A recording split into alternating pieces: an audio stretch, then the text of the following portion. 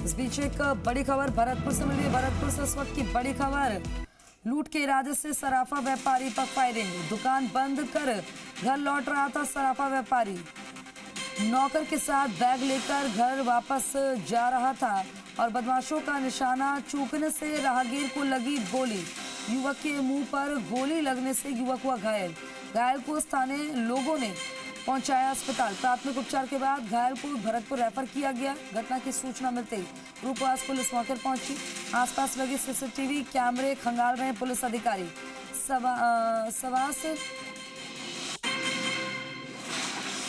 रूपवास कस्बे के बांके बिहारी कॉलोनी की यह घटना।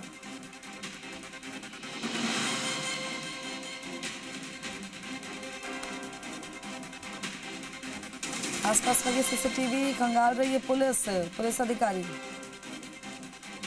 देवेंद्र मेरे सहयोगी इस खबर पर जुड़ गए हैं ज्यादा जानकारी के साथ। देवेंद्र, जानकारी साझा करें। देखिए खुशबू, पूरा मामला रूपबास में लूट के इरादे से एक सराफा व्यवसायी पर फायरिंग की गई और वो फायरिंग की जो गोली है वो एक राहगीर को जाके लगी।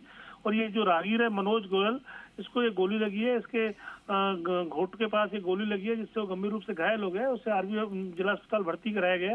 घटना के बाद में रूपबास में सनसनी फैल गई। हालांकि जो डीवाईएसपी है रूपबास नीरज भारद्वाज और थाना प्रभारी चंद्रमोहन है वो मौके पर पहुंचे हैं और लगातार लोगों से समझाइश कर रहे हैं। लेकिन लोगों में इस बात को लेकर गुस्सा है कि किस तरीके से बाइक सवार बदमाश आते हैं और वो दिन दहाड़े फायरिंग करते हैं सर्व व्यवसायी से लूट के इरादे से, और वो गोली किसी दूसरे व्यक्ति को जो पैदल राहगीर था उसको लग जाती है। घटना का जो सीसीटीवी फुटेज है उसको लेकर भी सीसीटीवी फुटेज को भी पुलिस तलाश रही है। जी ठीक है देवेंद्र, इस जानकारी साझा करने के लिए शुक्रिया आपका।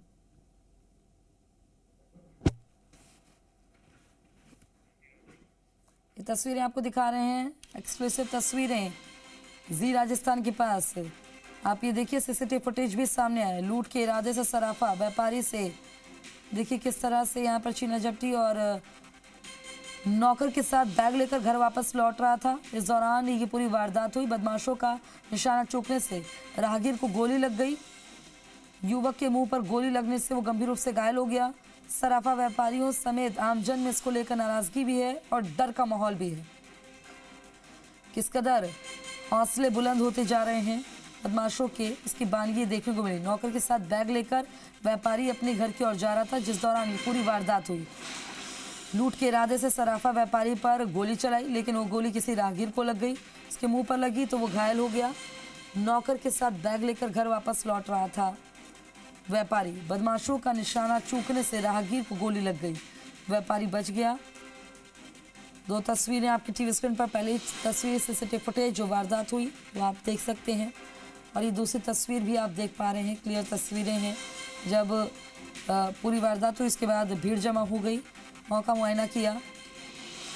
देवेंद्र, व्यापारियों में इसके बाद बिल्कुल रोष देखा जा रहा होगा, नाराजगी बढ़ गई होगी। और ये भरतपुर में इस तरह से अगर हौसले बुलंद हो रहे बदमाशों के, तो उन पर लगाम लगाने के लिए क्या कदम उठाए जा रहे हैं? इस मामले में क्या कार्रवाई की गई है? देखिए निश्चित रूप से सबसे बड़ी बात तो यह है कि जो रूपबास थाने की कमान है वो अभी भी एक सब इंस्पेक्टर के हाथों है। जो हालांकि एसपी ने देर रात एक तबादला सूची जारी की थी जिसमें कई एसएचओ को बदला है, कईयों को मौके का आदेश से भी तबादला किया गया है।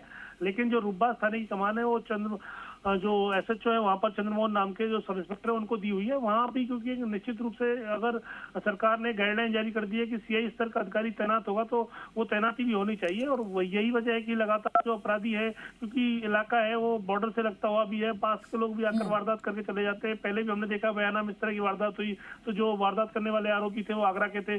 अब इसमें भी वो भी बाइक पर सवार होकर आए थे और बाद में इससे पहले क्या व्यापारी को कोई धमकी मिली थी या कोई रेकी करने की कोई सूचना, कुछ इस तरह की जानकारी?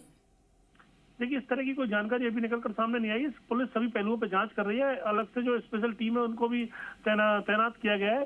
पूरे मामले को लेकर जो डीवाईएसपी नीरज भारद्वाज जो पूरे मामले को लेकर जांच कर रहे हैं और कह रहे हैं कि इस घटना में जो भी दोषी होगा उसको बख्शा नहीं जाएगा। जी ठीक है देवेंद्र, जानकारी साझा करने के लिए शुक्रिया आपका।